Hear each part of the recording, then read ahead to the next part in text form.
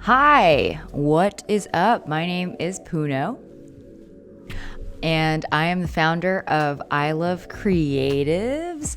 I don't know, you might have seen an ad, maybe this one, or this one, or not. If you haven't, then that's okay. There's a lot of people on Instagram. But if you have, hey, what's going on? It's me. Same person. Now that I've been in this paid ad world, I get questions a lot about how to get into paid ads. And I've realized that I kind of go through this little checklist to see if people are ready for paid ads. With paid ads, there are lots of different strategies. And I'm not saying that this is the number one strategy. Blah, blah, blah, blah, blah. No, I'm saying that this is just my checklist. There's the people that want to learn Facebook ads and they're willing to put in the work because it's a lot of work. Or two, they would rather hire someone. So if you're on the latter, then you need to make sure that you have enough money to cover the person that you want to pay. And generally that's about $2,500 a month.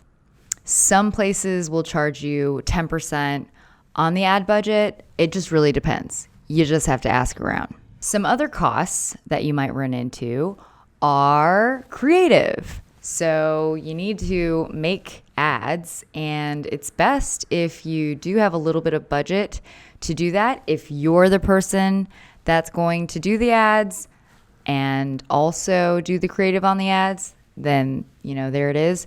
But if not, that's also something to think about. In terms of starting budgets, for me, I would start out with at least a minimum of $5,000 a month. But you can always start slow, and you can start at like 1,000 and then keep incrementally growing week over week, maybe 10%, but it just really depends. And we're not going to be going over Facebook strategy. This is more about like, are you ready for it? But ideally, I would say you need about 3 to 6 months to experiment with the ads and your creative. So I would just have at least $2,500 to $5,000 for 3 to 6 months. So that could be about 15 grand or 30 grand. I mean, it's kind of one of those things that's a very subjective thing as well. All of that aside, if you're just like, that's crazy, don't worry, because there's a lot of work you can do. Which brings me to number 2, emails. Do you have all of your emails set up? Because emails, I tell you what, they are free. I mean, pretty much. You can email people, you can email your community really as much as you want without paying for it.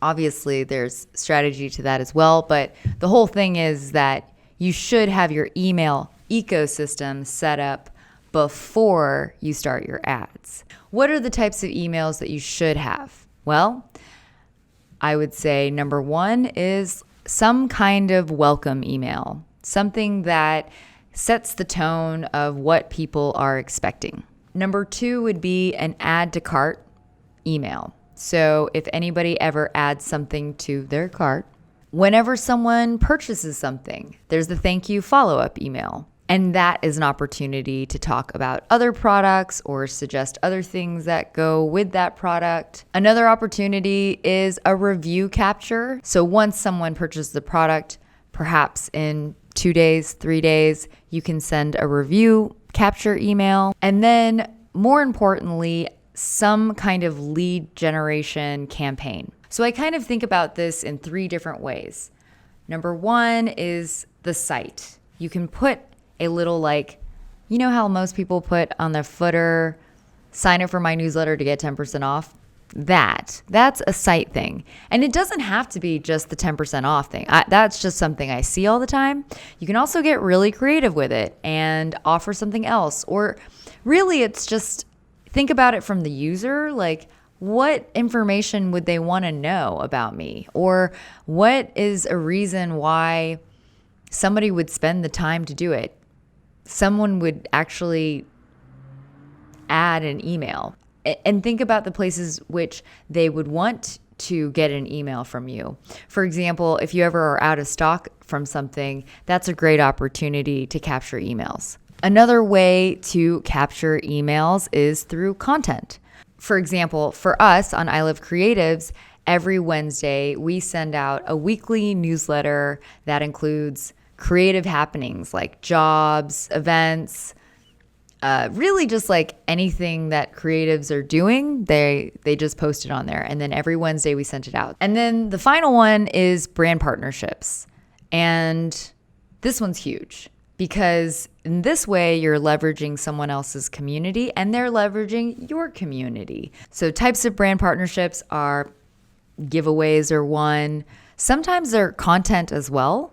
Sometimes they can be things like this. There are all sorts of different brand partnership opportunities, and it's really up to you to get super creative and make sure that both parties are doing something that makes sense for their community, you know? Once you have your email ecosystem set up, it's great because your paid ads are sending them to your website, just like that.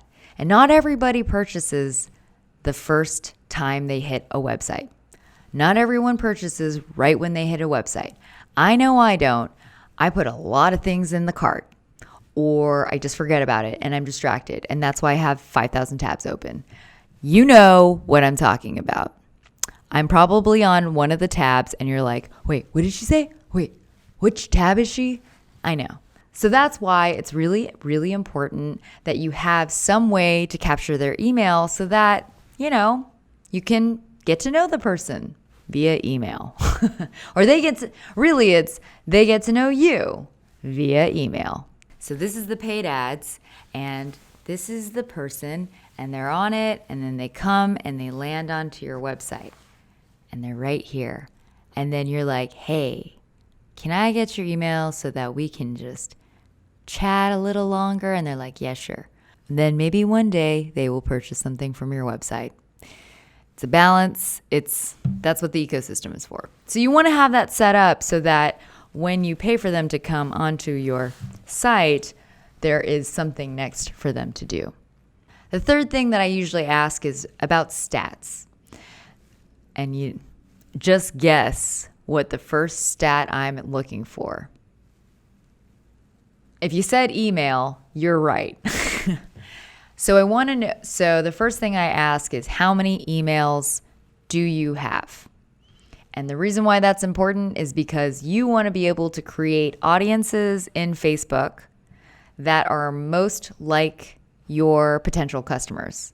So there's a couple of ways you can do that. Email is the best, in my opinion, because there's the most intention there. I'm typically looking for someone who has at least 10,000 emails.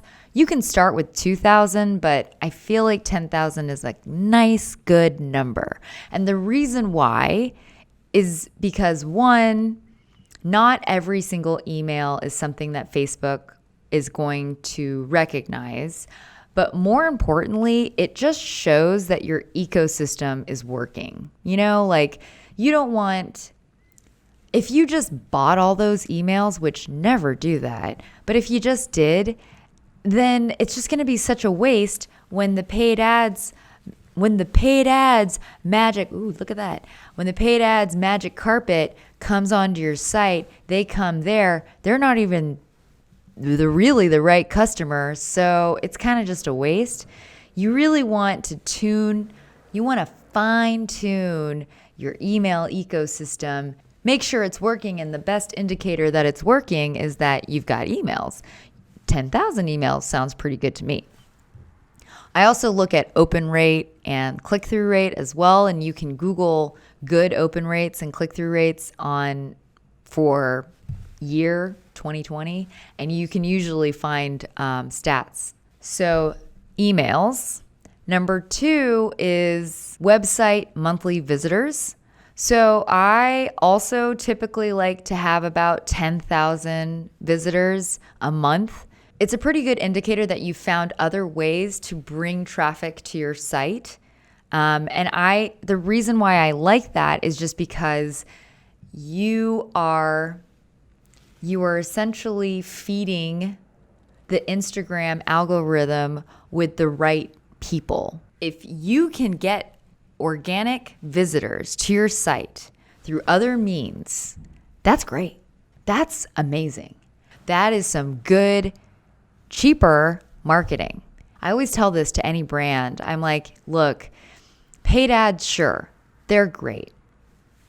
They will do a lot of reach, like they can scale, but if you can figure out a way to not do paid ads, you're just going to be saving a lot of money.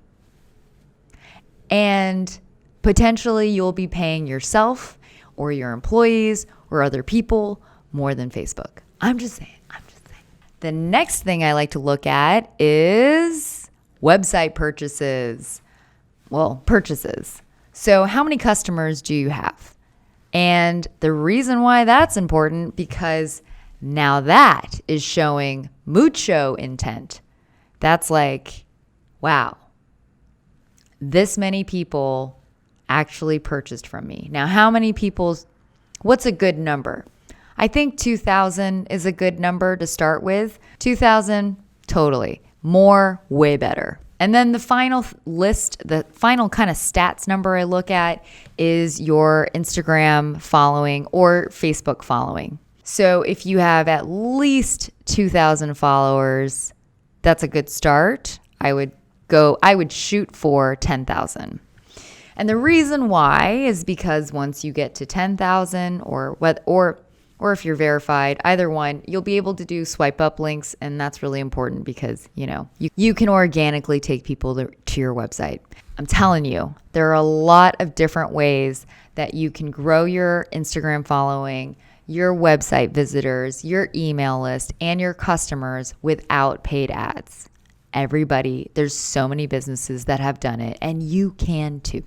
And I stress trying to do that first so much just because that's the good marketing. That's some good marketing right there. And the final thing is creative. One of the questions I like to ask is, do you get organic sales from Instagram or Facebook or Google searches, YouTube? Like, how are people finding you right now before ads? Before you get into ads, how are people finding you and purchasing? And the reason why I ask this is because I want to know what was it? Like, what was that magic moment that person had that they were like, you know what? I saw X, or I heard X, or I felt X, and that made me want to buy this. So what is that thing? Because that's the thing that you want to put in your ad creative. And let me tell you, that is not something that just comes out of thin air. That's something that you have to experiment with. So when you're asking yourself this question, sometimes you'll say things like, oh, well, it's because this person was wearing it, which is kind of like maybe a social influencer testimonial kind of thing. Or maybe it's something that someone had to teach them how to use. Then it's more education and more tutorials. And that's why I always tell people to focus on creating great Instagram content or great Facebook content. That helps you really figure out, how do I make a great ad? You're not going to feel so overwhelmed experimenting. You're going to just know, okay, that's just how you do it because you're creating content all the time for your own feed. And anyways, it's really important for most customers, when they see an ad, they also like to check out the feed. And the feed could be a really great place, just like your email list, to kind of close the deal.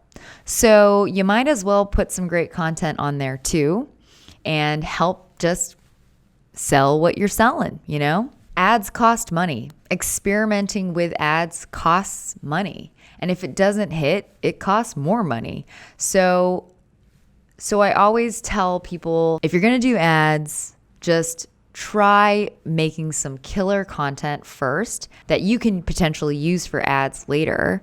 And if it hits on your feed, then most likely it'll be great as an ad. So this is an example of our ad for the Squarespace course. We've had over 700 people from all design backgrounds, all technical levels take this Squarespace design course. If you feel like you aren't as technically savvy or you don't feel like you're that good of a designer, take this quiz. It's all about your technical experience, if you've ever freelanced, if you ever designed, if you ever use Squarespace, how you get frustrated. Everybody is different and everybody's at a different level and everyone wants to design different things. Okay, I'm running out of time, so just answer that quiz. DM me too if you have any questions.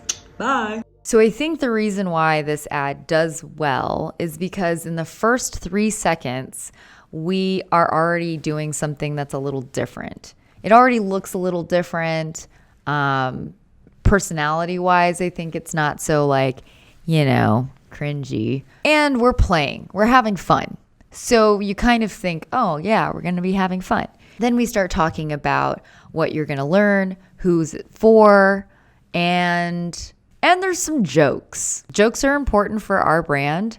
They're really important for our product because we sell courses that are fun. And if people think I'm fun as a teacher in an ad, then they'll be like, I could stand watching her for a few hours. It means true. And then this is our video editing course ad. This course is not for people who don't like fun. Right. Same thing. We get a little weirder. Not gonna lie. But it's the same idea. Who it's for, what's in it. There's visuals that are great. The visuals are eye-catching, and then at the end, there's some jokes and a call to action, a CTA. But I mean, coming up with an ad like that, it takes a lot of time. Before I even started doing ads, I had all these other things figured out. Now, did I have it all planned out before I went for it? No. I mean, in retrospect, that's what happened, and that's why I think they did well. Do you have to have all of these things in order to start doing ads? Of course not. But I'm just saying that, it's so great whenever we don't have to rely on ads. And it's so great, which is why I really am hoping that a big takeaway from this is that, okay, yeah, you know what, Puno, you're right. I want to figure out how to bring people to my site without having to pay through ads. Then you're really leveraging all aspects of digital marketing.